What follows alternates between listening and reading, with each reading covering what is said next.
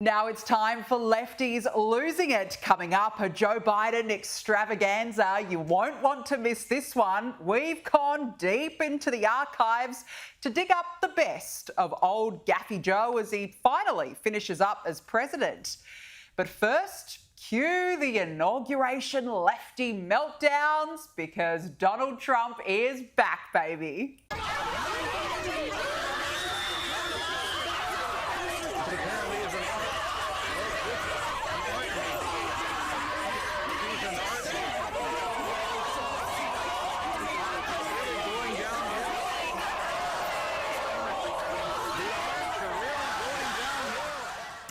Yes, some of those were even from the first inauguration, but this time round, it's music to my ears. The screams really warm my heart because we love to see it, don't we? It's over for the woke lefties who are just so desperately trying to stay relevant in this new era of optimism.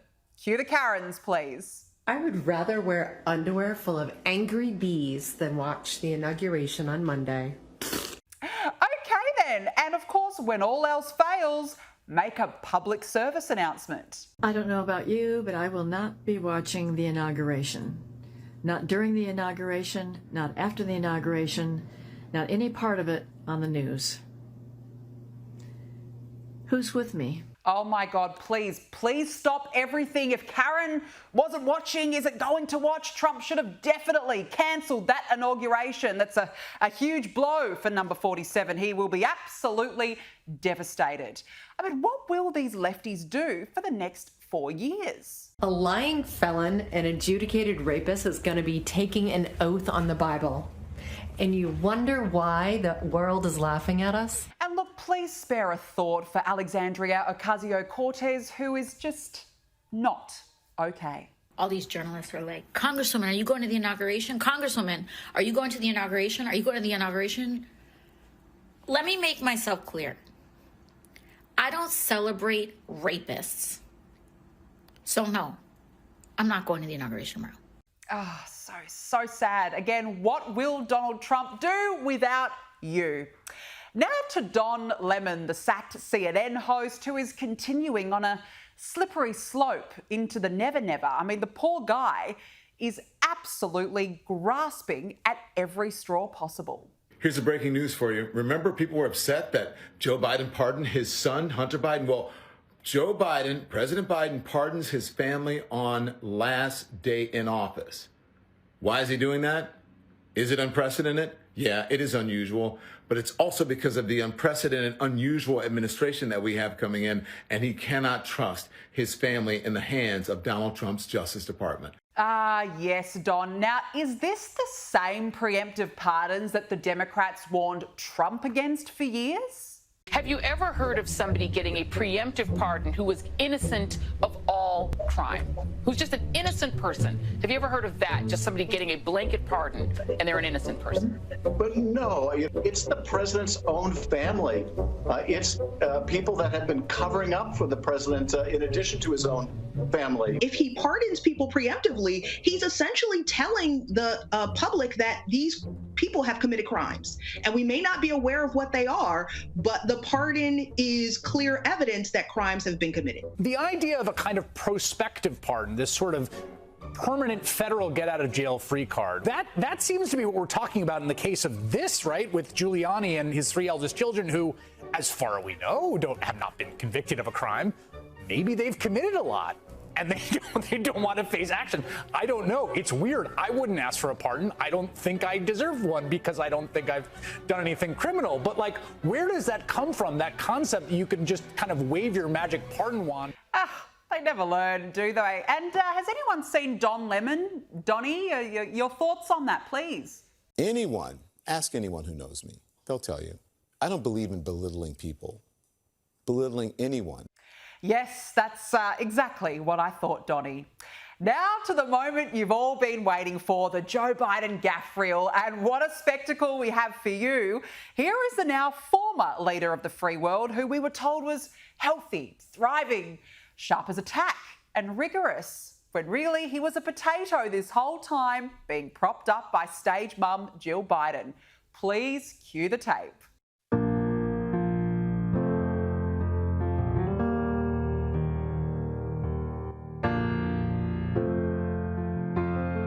the total initiative relative to what we're going to do with more Border Patrol and more.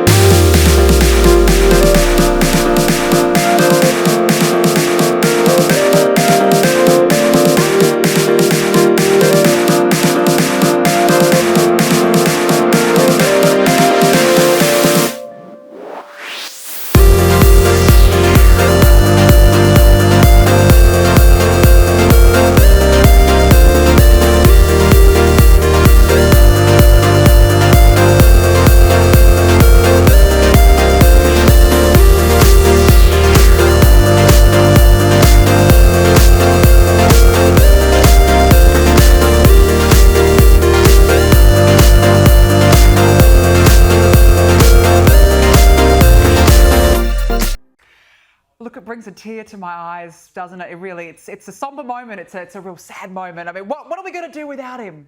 Bye-bye, Joe.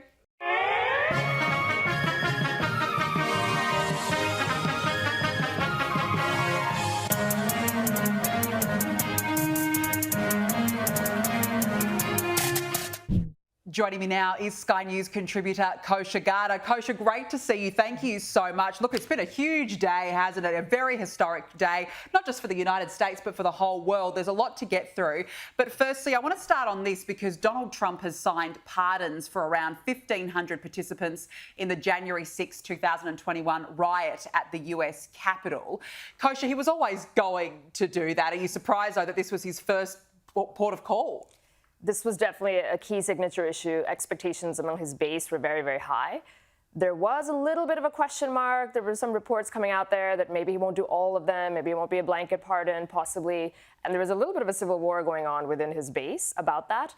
But he delivered to them. And I think on the heels of what Biden did today, which was the other big story of all those pardons preemptively to controversial figures and his family members, he just really paved the way for this. I think it's all 1,500. There's 6 people where he's commuted their sentences, and they might eventually result in a pardon. But all in, this is a full cleansing of what pretty much most of the country sees as an over-prosecution of Americans who've been in there for 4 years with the punishment that far outpaced the crimes committed. Absolutely, and I think that there will be a lot of supporters celebrating this decision. But yeah, interesting, it was one of his first orders. But speaking of, Donald Trump has signed more than 200 executive orders on his first day. I've got to say, Kosha, he really wasted no time, because you look at the footage. He went from the inauguration to the actual celebrations themselves, and then suddenly he was ushered into an office where the cameras were on him as he was signing one executive order after another. What are some of the key items on that list? And it's unlike anything I've ever seen, at least in the past several presidents. It's because 6 months leading up to this, he already had privately funded his transition team, and all of these ducks were in a row, ready to go legally and everything else on his desk. It spans the gamut, the pardons, like we just talked about, hiring freezes for the federal government, forcing people to come back into work physically in the office 5 days a week post-COVID, declaring a national emergency at the border, which is going to unlock a whole host of other things that come out of that on his immigration issue, withdrawing from certain international agreements, withdrawing from the World Health Organization, which many people are angry about post-COVID, and there's another 15 that I'm not even mentioning. No, that's fair enough. I do want to go through some of the more international ones soon, but it feels like he's really trying to clean up the public service with these executive orders. Why do you think that is a priority for Donald Trump? You know, that's one thing where with the swipe of a pen, he can do it, because that is where the executive branch has jurisdiction, that's in his purview, and a lot of it is just enforcing laws that are on the books or trying to shrink the bloat of government. All the Doge cutting and all of that will fall into that as well. Some of them, he's testing the limit of the law by design. For example, ending birthright citizenship, which I think no country, maybe one other country has this. Ending birthright citizenship for illegal aliens, for example. You come in illegally, you have a baby, you don't automatically get U.S. citizenship. That will be tested in the courts, and he knows that. So some are in that category, but a lot of the other ones, to your point, is just it falls in his purview. He's not wasting any time, and anything where he doesn't have to rely on Congress, doesn't have to rely on the judiciary, he's just going full speed. He's absolutely going full speed. And what do you think that this says about the sort of president that he will be, that he's not mucking around? And a lot of them, he made promises before the election. He won on that mandate. He's getting straight down to business. What do you think the next 4 years will be like? If today's any indication, and let's hope he doesn't lose steam, we really are going to see huge change and huge disruption. You know, this was such a high contrast election in every which way, in terms of policy, in terms of substance, in terms of style, in terms of energy, in terms of stamina, all of it. And today is just finally the fruits of that labor of what was a very hard-fought campaign is coming to light. And if this is an indication of what's to come, it's not going to be anything like the first time, because he's much more organized. And it's also much more prepared. A lot of the attacks from the other side have fizzled out, so that it's hard for them to rerun those attacks. And you'd have to think that somebody who's been impeached, indicted, convicted, almost assassinated, is a changed human being, has nothing to lose, and he's just going to leave everything out on the field for the country. Yeah, it's going to be a very interesting 4 years ahead. If today is anything to go by, boy, we're in for a fascinating ride. Now, we mentioned some of the international executive orders, and I found this one to be particularly interesting because Donald Trump has announced he is pulling out of the Paris Climate Accord. This is what he said. I'm immediately withdrawing from the unfair, one-sided Paris Climate Accord ripoff. The United States will not sabotage our own industries while China pollutes with impunity. Kosha, I want to get to the consequences for Australia in a moment, but firstly, you know, Donald Trump's been professing the new green scam, as he's been calling renewable energy for the last few years. So this doesn't come as a surprise. But what does it mean now for climate targets that were put in place by the Biden administration? It dismantles them. I mean, this whole Paris Climate Accord has been a yo-yo, where Obama signed them in. As soon as Trump won the first time, he withdrew. There was sort of an expiration period where he couldn't do it overnight, had to let it run its course. Finally withdrew, lost the election. Biden comes in, reinstates it, and now back to removing it. So each time that yo-yo sort of has been going back and forth. But I think, you know, as he said there, that it runs antithetical to his agenda, which is U.S. energy dominance, growing industry at home, and these types of agreements. Even if you support wanting to keep the planet clean, which I think most people do, these agreements don't get there. It's just a massive transfer of power and transfer of wealth from some nations to others, some sectors to others, and it means in time, when this stuff is unwound, it will cease to exist. Well, hopefully this is a big wake-up call for here in Australia with our renewable energy fantasy that we're going down under. But what does pulling out of the Paris Climate Accord now mean for Australia? Because it had been foreshadowed for some time. Mm-hmm. Does it impact us at all? Hopefully it gives a little bit of a permission structure to push harder, because it's been a mini yo-yo here too, where Prime Minister Abbott, I think, signed on to it, and then he actually wanted to withdraw from it once the details came out, and then couldn't politically, and all the rest of it. So maybe we've got our own election coming up over here. This might pave the way for that type of discussion. Also, just specifically that transfer of wealth and power that we mentioned, the United States taxpayer funds a lot of projects that other countries are beneficiaries of through this accord, and if we pull out, if the U.S. pulls out, then that funding dries up, and that may have some ripple effect to other countries, including Australia. Well, I just find it fascinating that he's putting America first, which is exactly what he promised to do, and I hope that sets a standard for places like Australia first. Put your own country first and stop relying overseas. Now, let's move on, because one of the other things that was quite notable was the big tech titans who were on full display at the inauguration. You had Mark Zuckerberg, Jeff Bezos, Sundar Pichai and Tim Cook. They all hung out together, and apparently it was by choice. They looked very chummy in a number of the photos. But I read that the combined net wealth of the billionaires who attended the event was 1.2 trillion US dollars, kosher, which is absolutely phenomenal. Now, some of these tech giants we know in the past, Mark Zuckerberg, Jeff Bezos, they have criticised Donald Trump. But now it seems the tide has turned. They're all suddenly kissing the ring. Why do you think it's important in particular, not just for billionaires, but for the technology world to be in with Donald Trump as opposed to out? This is a big story from this election. The tide has turned because Trump turned it. They sort of came kicking and screaming because decidedly over the past, I would say 3 or 4 decades, even well before Trump, Silicon Valley has been very favorable to the left in cash and kind. If you look at their donations, if you look at the issue set that they lobby for, it's not always in line with the America First or sort of the populist mantra.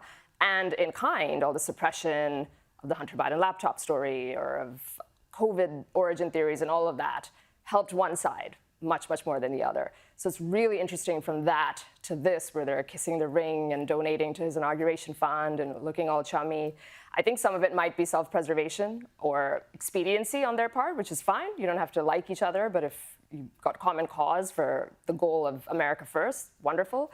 And some of it might be that they just know that this is where the power is now, and it's in their interest to get on board, because if not, they'll be left behind. But also, what does it say about Donald Trump as a businessman? Because, you know, it would be easy just to snub these people who have been quite rude to him in public forums for many years, but he knows how to foster relationships. He really does, which is so funny given just the caricature that most of the world's media put on him and painted him as. He's actually very good at, he will counterpunch. We all know that. He's coarse in his style, but he is actually very good at letting bygones be bygones when it's time to forge a new alliance. You could see that with all sorts of people, from Megyn Kelly, as an example, a journalist, to these tech folks over here, and everyone in between. If there's common ground to be found for his vision of America First, he will do a deal. He will do it, yeah, which is a good president. That's a good leader in my opinion, a very good leader. Now, President Trump also vowed to be the first commander-in-chief to put US astronauts on Mars. This is what he said. And we will pursue our manifest destiny into the stars, launching American astronauts to plant the stars and stripes on the planet Mars. But I got to say, I really liked this. This response from Elon Musk says it all. Oh, he's very happy. Elon Musk is stoked. But, you know, look, the space race is interesting at the moment, Kosher, because you've got countries worldwide, China, Russia, everybody is competing in that sphere now. What role does the US play? Such a central question. So it's been 56 years since America decidedly took the mantle there and sent the first man on the moon. Nobody else has done it since then. And you could argue that era was the peak of US exceptionalism and ingenuity, and it all sort of manifests in that moment of Neil Armstrong going on there and having a phone call with Richard Nixon.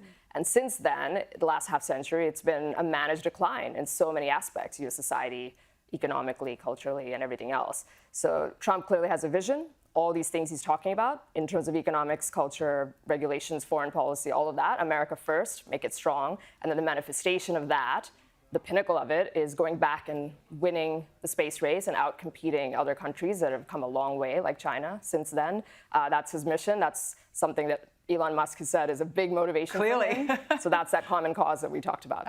No, I think it's terrific. It's going to be interesting. Plus, it's a huge industry, the space industry. So I look forward to see what happens there.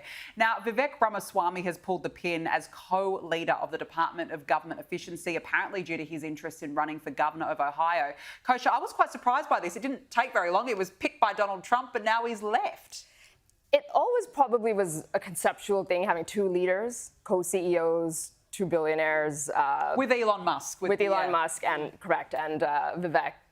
Nice idea, but I always thought maybe, I'm not sure, too many cooks in the kitchen, one could argue. But I think the more important reason is the governorship. So he's from Ohio. The governor there, Mark Devine, is term limited. So in 2026, that's going to be an open seat. Vivek kind of came out of nowhere and just in 15 minutes really went from a nobody to a household name now in America. So strike while the iron's hot. And if he does win, then that's a good thing because he is, generally speaking, America first and an ally of Trump, and we need more governors. Trump needs more governors that support his agenda. Yeah, no, absolutely, absolutely. Yeah, it didn't last very long at all. Now, we have to talk about Barron Trump, the son, of course, of Melania and Donald Trump, who has once again stolen the show at the inauguration. The internet is abuzz talking about how tall and stature this man is and say that he is a president in waiting. I tend to agree, Kosha. We know that he played quite a pivotal part in his father's election campaign. He was the one who encouraged him to go on podcasts like Joe Rogan, which really helped him get over the line. But you just look at him, he's so staunch, he's a strong man, and I think he's going to be a future leader. What do you think? He's got a lot of the raw ingredients. So people love the Trump kids and the Trump family. They're also well put together, they're very attractive, they're smart, they're accomplished, all of that. And he was just a little 10-year-old boy the last time around, and they've sort of been keeping him out of the limelight, very private people, Melania famously, and now he's back thrust onto the scene, so tall. I think he's 6'7". Yeah. He's completely grown up in front of our eyes. And as you mentioned, he played a pivotal role in his media strategy. He seems to love the crowd and the energy. But like his mother, he doesn't say much. He's a little bit of an enigma. And I think that will serve him well, where he's creating a lot of interest, and he may burst out onto the scene at some point in the future. I completely agree. All eyes on Barron. I just think he's an absolute star. Now, speaking of his mother, we've got to talk about the fashion, because Melania looked very sharp today, but her hat got in the way of an important photo opportunity. Have a look.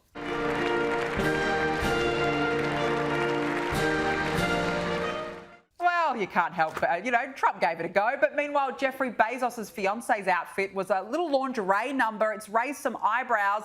And I've got to say, it looked like it raised Mark Zuckerberg's eyebrows too. We've got some vision there. He couldn't keep his eyes off her as well. But look, firstly, Melania, I thought looked lovely. Not sure about this outfit. What do you think? Agree. I call Melania's outfit high fashion warpath, because there's a message she's sending. It's like, you know, this is my space. It's like an armor. Don't mess with me. And the fashion industry very openly snubbed her the first time around. She objectively is the most gorgeous first lady, and they said they wouldn't dress her, never put her on the cover of magazines, as she'd already been on them previously, etc. Exactly. And Jeff Bezos' fiance, I think she probably should have chosen something different. Questionable. It's questionable, Kosha. It certainly is. Well, it's been wonderful to speak with you. Thanks for joining me to unpack what's been a historic day in the US. Appreciate your time, Kosha Garda. Thank you. Joining me now is Newsweek Senior Editor-at-Large and Article 3 Project Senior Counsel, Josh Hammer. Josh, thank you so much for joining me. Look, I've got to say, it's finally happened. The world is healing. Order is restored already. Donald Trump will issue an order ending federal diversity, equity and inclusion programs. Hallelujah, finally. Now, this order will instruct senior officials in the White House, Office of Management and Budget and the Office of Personnel Management to determine what programs need to be gutted. Josh, it's finally going to be merit all the way, not based on race, not based on gender, but on merit. Has the post-woke world begun, do you think? It's definitely beginning. You know, this actually goes back to the final year of the first Trump administration. So in the very final months of the first Trump administration, my friend Chris Rufo was working really hard to get DEI banned in the federal government. And now here we are right out of the gate, and we're doing it literally on day one. And it's not just DEI that's being banned in the federal government. It's also gender ideology. It's also the transgender agenda. That was a separate executive order that was implemented earlier today as well. The federal government of the United States now stands by the policy that there are two and precisely two genders. There is male and there is female, and that is it. So we are really seeing the prudential use of government power to fight back against the woke agenda there. And it's a beautiful sight to behold there. I mean, it's hard to keep up, frankly, with all the executive orders that are coming through there, whether it's immigration, whether it's energy, whether it's Trump withdrawing from the WHO, the World Health Organization there, putting American forces on the southern and potentially even the northern border with Canada. But the point is that this is morning in America again. As Ronald Reagan would have said there, it is a joyous day. I was grinning ear to ear watching this inauguration, watching him sign these executive orders. The thing about Donald Trump also, I have to say there, he's just such a funny, entertaining person there. I've been watching him on television here basically all day, grinning ear to ear. I miss this free daily Trump entertainment as well. I have to say that as well. Oh, look, and more to come. I completely agree. And I just want to pick you up on what you mentioned there, that Donald Trump has declared that the US will only recognise two genders, male and female. This is what he said. As of today, It will henceforth be the official policy of the United States government that there are only two genders, male and female. Josh, this would have been virtually unthinkable years ago. People say, no, you can't say that because it's offensive, you're a bigot, you can't do that, can't say that. What does it say about where we are now in the world? Donald Trump understands something very important that a lot of other Republican politicians here in the U.S. do not understand. Let me explain what that is. So there's been a debate on the American right for a very long time as to the relationship between culture and politics. So, for instance, the late, great Andrew Breitbart, the founder of the website Breitbart, famously said that culture is upstream of politics. Basically, that if you want to control politics, it's downstream of culture. You have to control the culture first. I have always thought that that's a little too cute by half, because culture and politics operate in a two-way street where the culture can affect the politics. Politics can also affect the culture. I think Donald Trump understands that. He intuits that. He understands that. He understands that when it comes to civilizational issues, questions of the human person, of human anthropology, such as male and female, God created them, you have to choose. You actually cannot take the so-called neutral way out. You actually have to make a decision and put a thumb on the scale here. This is an example of making that decision, of having the courage to actually do that and to lead by political example, and the culture ultimately, God willing, here in America will follow as well there. So see, he's a little older. He's one of the older American presidents, not as old as the previous guy, but he nonetheless, I think, in terms of his understanding between culture and politics, is actually very new and edgy in a way that a lot of the Republican old guard still resist to this day. That's their loss in his game, though. Absolutely. I think that's a really interesting observation. You're spot on. Now, look, let's talk about transparency. Trump has vowed to release long classified government records on the assassinations of John F. Kennedy, Martin Luther King Jr. and Robert F. Kennedy. This is what he said. We are going to make public remaining records relating to the assassinations of President John F. Kennedy, his brother Robert Kennedy, as well as Dr. Martin Luther King Jr. Josh, so he's vowing to restore government transparency. Why is this so important in this administration? Well, it's important because Americans' trust in government right now is at an all-time historic low. I mean, Americans have not distrusted the government this much probably in the entire history of modern American public polling. I mean, I couldn't even tell you when the last time I think it would be even close to this. Maybe the Jimmy Carter years of stagflation and the Iran hostage crisis, probably even including that, though. So if you want to try to get the American people back on your side, well, the easiest way to do that is with good policy, to get the economy humming again, to seal the southern border with Mexico there, to get peace on the global stage in the Middle East, Russia, Ukraine, so forth there. Another fairly easy way is to show that you stand with the people. So when the American people have long-standing questions that they're not getting clear answers from the government, give them the answers. Again, unless there is a truly compelling national security reason there. But frankly, when it comes to something like the JFK assassination, it's been 60 years. I mean, whatever national security implications there might have been at the height of the Cuban Missile Crisis with the Soviet Union, you know, that's literally decades in the past at this point there. So why not? I say, why not? Heck, I say at this point, I want to know whether there are aliens at Area 51 out in Nevada, outside of Las Vegas. I suspect probably not, but while we're going down this rabbit hole, why not? Keep it coming. There's a lot of questions out there. I suspect Donald Trump's going to give us a lot of fun answers. Oh, look, wouldn't we want to know the answers to that? I completely agree. You're going down the rabbit hole, so I think just keep going, strike while the iron is hot. Now, I thought this was particularly interesting, though unsurprising. Joe Biden and Kamala Harris were booed entering the Capitol for the inauguration. Have a look at this. The President of the United States, the Honorable Joseph R. Biden Jr., and Vice President of the United States, the Honorable Kamala Harris. Well, Josh, look, they're all MAGA supporters there. They were never going to give them a rousing reception. But it brings into question, because Biden leaves office with historically low approval ratings. Kamala's still dancing about like a moron with interchanging accents. It seems like America really has had enough of those two. You know, I think it's difficult to put into words just the utter shambles that the Democratic Party is currently in here.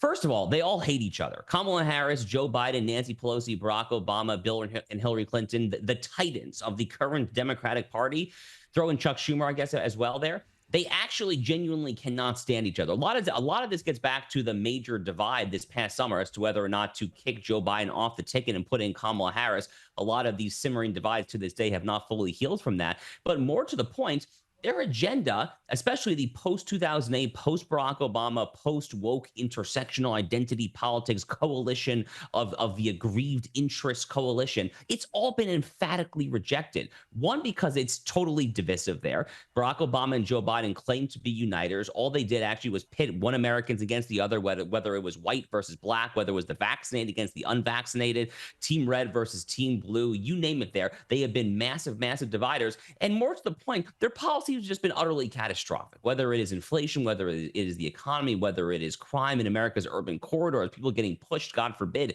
on the subway cars in New York City, stories like the Danielle Penny story there, the woman lit on fire, foreign policy, I mean, the Middle East, Russia, Ukraine, China, looking like they're going to invade Taiwan every day. It's basically a hotspot all across the world there. They have failed, and they have failed catastrophically.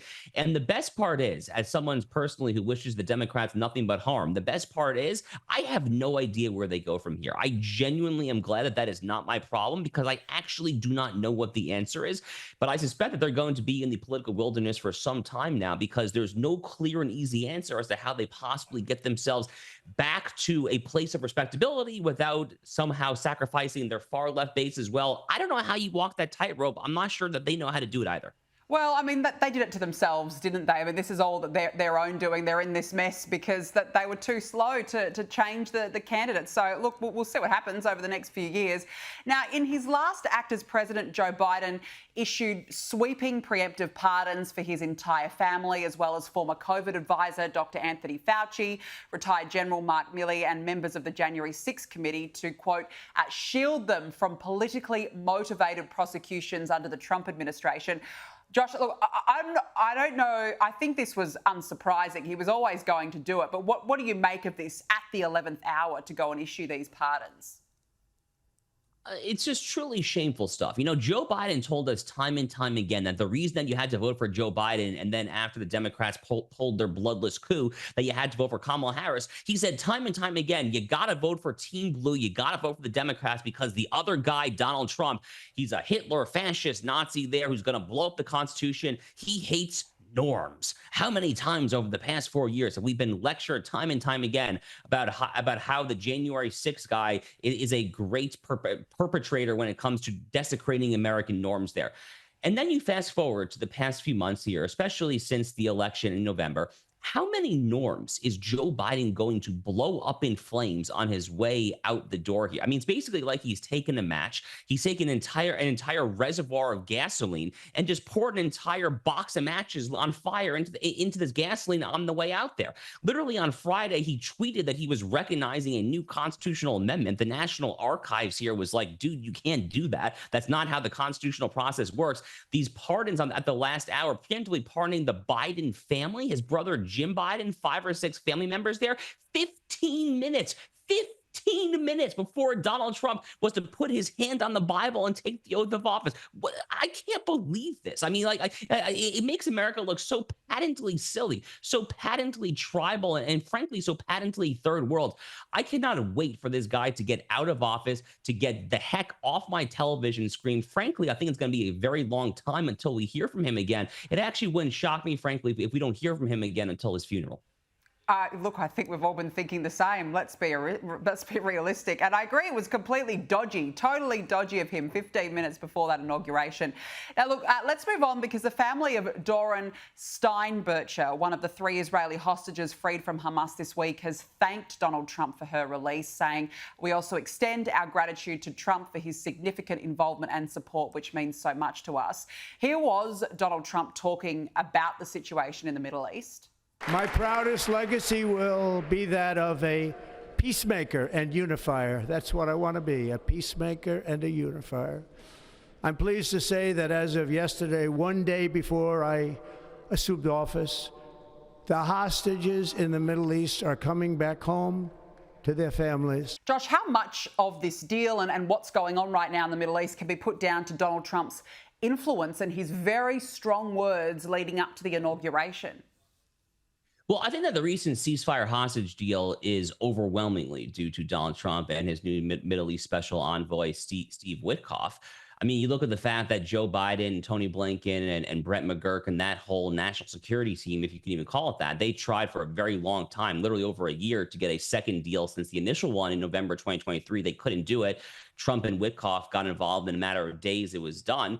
So I think they are overwhelmingly responsible for this particular deal. I guess, though, if I'm being honest, I would sound the note of caution. I'm not frankly in love with this deal, to be very honest with you. It's amazing that these hostages are released. Obviously, if I were one of the family members, I would want to do everything possible. That goes without saying there. I worry, though, about the incentives that this sends. When you are trading hundreds, thousands, frankly, of the most hardened jihadist terrorists out there for just a few dozen hostages there, what incentives does that send about trying to reward terrorism, trying to incentivize further hostage taking there? Ultimately, it's going to be a push come to shove situation. Is Prime Minister Netanyahu going to have the political capital and the political will to send the IDF back into Gaza to finish the job there? Because I want to be very clear about this. Unless and until Hamas is decapitated and fully destroyed as a military and political organization in Gaza, unless and until that happens, Israel will have lost this war. That's a very, very, very important thing to remember. I believe Donald Trump understands that there, but we'll find out sooner rather than later. Yeah, we certainly will. We'll see how this one plays out. Josh Hammer, good to catch up. Thanks very much for joining me on the show this evening. Thank you so much.